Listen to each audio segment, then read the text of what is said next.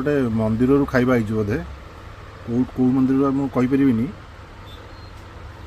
ଅରୁଆ ଭାତ, ମନ୍ଦିର ଡାଲମା, ଶାଗ ଭଜାଟା ଆମର ଘରେ ହେଇଛି, ଖଟାଟା ମନ୍ଦିରରୁ ଆସିଛି, କ୍ଷୀରିଟା ବି ମନ୍ଦିରରୁ ଆସିଛି,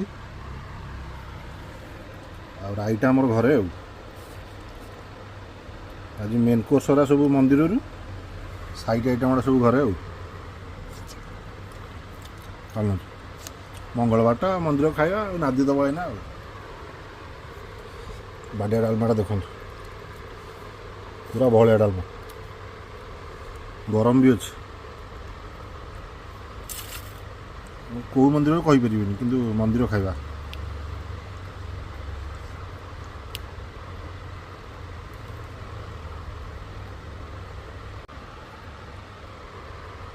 ଦେଶୀ ରାଇର ଲୁକ୍ସଟା ଦେଖନ୍ତୁ।